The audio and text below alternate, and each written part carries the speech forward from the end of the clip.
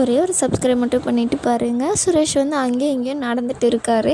அதுக்கப்புறம் பார்த்திங்கன்னா போய் உக்காந்துட்டு யோசிக்கிறாரு. பாக்கியராஜ் சொன்னார் இல்லையா, என்னை பற்றியே மலர் என்னென்ன பேசியிருக்கு, உன்னைய பற்றி மதி என்னென்ன கழுவி ஊற்றிருக்கோ அப்படின்ற மாதிரி சொல்லி அதெல்லாம் சொன்னதெல்லாம் யோசித்து பார்த்துட்டு உட்காந்துட்டு இருக்காரு. அப்படி எதுவும் சொல்லியிருக்க மாட்டா, இருந்தாலும் பார்ப்போம் அப்படின்னு சொல்லிட்டு அவங்க ஃபோனை எடுக்கிறதுக்காக போவாங்க. அவங்க இந்த பக்கம் திரும்புகிற மாதிரி இருக்கணுன்னே கம்முன்னு உக்காந்துருவாங்க. அதுக்கப்புறம் சரி எடுத்து தான் பார்ப்போம் அப்படின்னு சொல்லிட்டு அந்த ஃபோனை போய் எடுத்து பார்ப்பாங்க.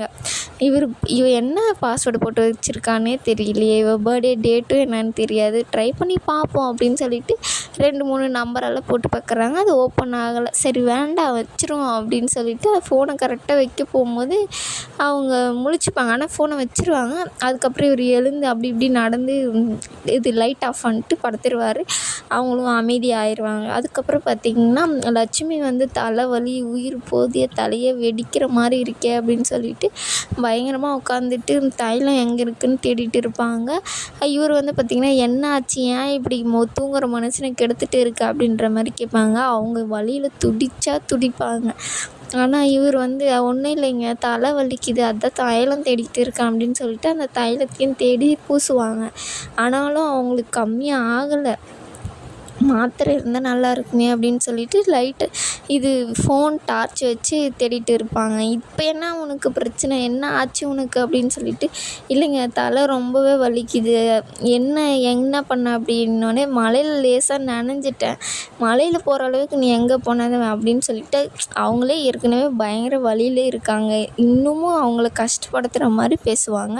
எனக்கு நெஞ்சு எரியிற மாதிரி இருக்குது, போய் கொஞ்சம் சுடுதண்ணி வச்சு எடுத்துகிட்டு வா போ அப்படின்னு சொல்லிட்டு பாவம் அவங்கள வச்சு எடுத்துன்னு வந்து கொடுப்பாங்க. அதுக்கப்புறம் குடித்தோடனே சரியாயிடுச்சா அப்படின்னோடனே சரியாயிடுச்சின்னு சொல்லிட்டு சும்மா தூங்கும் போது இது பண்ணின்னு இருக்காத, எனக்கு தூங்கலைன்னா தலைவலி வந்துடும், நீ லைட்டை ஆஃப் பண்ணிட்டு போய் படுப்போ அப்படின்னு சொல்லிட்டு அவங்க வந்து படுத்துருவாங்க. அதுக்கப்புறம் பார்த்திங்கன்னா மதி வந்து எழுந்து போய் அவங்க குளிச்சுட்டு ட்ரெஸ் எல்லாம் மாற்றிட்டு வந்து வராங்க. வந்தோடனே பார்த்திங்கன்னா என்ன ஆச்சு, ஏன் எங்கே நின்றுட்டு இருக்கீங்க அப்படின்னு சொன்னோடனே ஒரே தலைவலி எனக்கு, என்னால் முடியல, நைட்டெல்லாம் நான் தூங்கவே இல்லை அப்படின்னு சொல்லிட்டு சொல்கிறாங்க. எங்களெல்லாம் எழுப்பியிருக்க வேண்டியது தானே அப்படின்னோடனே நீங்கள் எல்லாம் தூங்கிட்டு இருந்தீங்க அதான் அப்படின்னு சொல்லிட்டு பார்த்திங்கன்னா உங்களுக்கு ஏதாச்சும் பிபி இருக்கா, செக் பண்ணியிருக்கீங்களா இதுக்கு முன்னாடி, நான் அதெல்லாம் எப்பயுமே செக் பண்ணதே இல்லை அப்படின்ற மாதிரி சொல்கிறாங்க. சரி வாங்க இப்போ போகலாம் ஹாஸ்பிட்டலுக்கு அப்படின்னு கூப்பிடுவாங்க. மதி எவ்வளவோ கூப்பிடுவாங்க, வாங்க போகலாம் அப்படின்ட்டு, இல்லை நான் வரல அப்படின்னு சொல்லிடுவாங்க. சரி மாத்திரை இருக்கா அப்படின்ற மாதிரி பார்த்திங்கன்னா நான் போய் எடுத்துகிட்டு வரேன் இருங்க அப்படின்னு சொல்லிட்டு மாத்திரைலாம் எடுத்துகிட்டு வந்து கொடுப்பாங்க. கொடுத்துட்டு உங்களுக்கு பிபி இருந்தால் ஏதாச்சும் இருக்குமா, நம்ம காலையில் நல்லா இல்லைன்னா ஹாஸ்பிட்டலுக்கு போகலாம் அப்படின்னு சொல்லுவாங்க.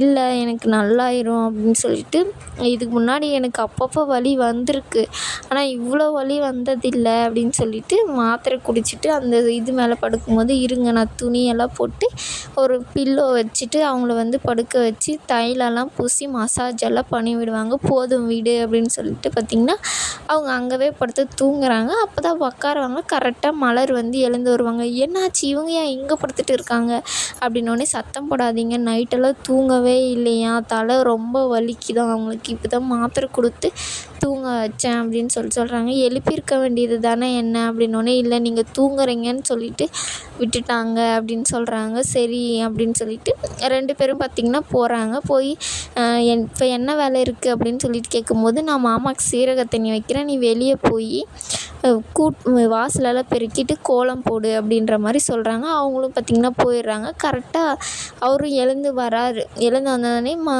மலர் வந்து அந்த சீரக தண்ணி போய் கொடுக்கும்போது இவன் ஏன் எங்கே படுத்துட்டு இருக்கா அப்படின்னு சொல்லும்போது, சவுண்டு போடாதீங்க, அவங்க நைட்டு ஃபுல்லாக தூங்கவே இல்லையா மாமா, அவங்களுக்கு ரொம்ப தலை வலிக்குதாமே, இப்போ தான் மாத்திரை கொடுத்து தூங்குறாங்க அப்படின்னு சொல்லிகிட்டே இருக்கும்போது கரெக்டாக கண்டதை போனதை டிவியை பார்த்துட்டு இருக்கிறது, ஃபோனை பார்க்குறது, மற்றதுபடி இதெல்லாம் வராது என்ன ஆகும் அப்படின்னு சொல்லிட்டு அவங்களவே திட்டுவாங்க. அதுக்கு மதி இருந்துக்கிட்டு சத்தம் போடாதீங்க, அவங்க இப்போ தான் தூங்கியிருக்காங்க அப்படின்னோடனே என் வீட்டில் நான் எப்படி பேசணுன்னு நீ எனக்கு சொல்லித்தராத அப்படின்னு சொல்லிட்டு அவங்களவே திட்டுவாங்க.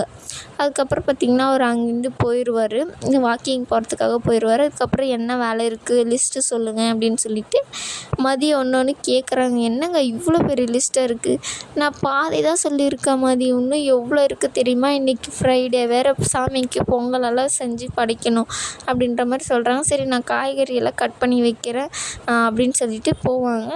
சரி வா போகலாம், நானும் பால் காய வைக்கிறேன் அப்படின்னு சொல்லிவிட்டு அவங்களும் அங்கேருந்து போயிடுவாங்க. அவங்க நிம்மதியாக படுத்து தூங்கிட்டே இருப்பாங்க லட்சுமி.